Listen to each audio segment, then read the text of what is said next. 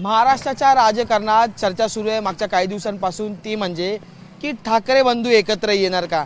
आणि याच चर्चेत आता पुन्हा एकदा आम्ही गिरगावकर या संघटनेनं भर घातलेली गिरगावमध्ये जे ते आम्ही गिरगावकर या संघटनेकडून बॅनरबाजी करण्यात आलेली आहे।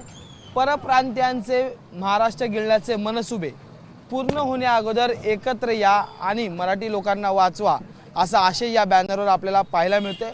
त्याच्या खाली आपण जर पाहिलं तर 8 करोड मराठी जनता दोघे एकत्र येण्याची वाट आतुरतेने पाहत आहे असं सुद्धा या बॅनरवर लिहिण्यात आलेले। या बॅनरवर आपण जर पाहिलं तर बाळासाहेब ठाकरे यांचा मोठा फोटो आणि त्यांच्या समोर उद्धव ठाकरे आणि राज ठाकरे यांचा सुद्धा फोटो आपल्याला पाहायला मिळते। खरं तर या संपूर्ण आपण जर मुद्द्यावर पाहिलं तर स्वतः उद्धव ठाकरे व्यक्त झालेले आहेत। तसंच ठाकरेंचं किंवा मग मनसेचं नवं नेतृत्व ज्याच्याकडे आपण बघतो ते म्हणजे आदित्य ठाकरे यांनी सुद्धा म्हटले की महाराष्ट्राच्या हितासाठी एकत्र यायचं असेल तर आम्ही एकत्र राहू।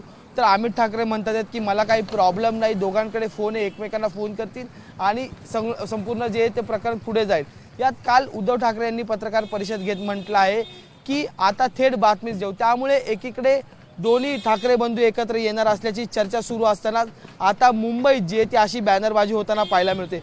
त्यामुळे महाराष्ट्राच्या राजकारणात किंवा मग स्थानिक स्वराज्य संस्थेच्या निवडणुका आधी काय पुन्हा एकदा युतीचे नवे फेरबदल होताना पाहायला मिळणार का, हे सुद्धा पाहणं जे आहे तर तितकंच महत्त्वाचं असणार आहे। व्हिडिओ जर्नलिस्ट कृष्णा कापरेसह मी अजय माने, एबीपी माझा, मुंबई। एबीपी माझा, उघडा डोळे बघा नीट।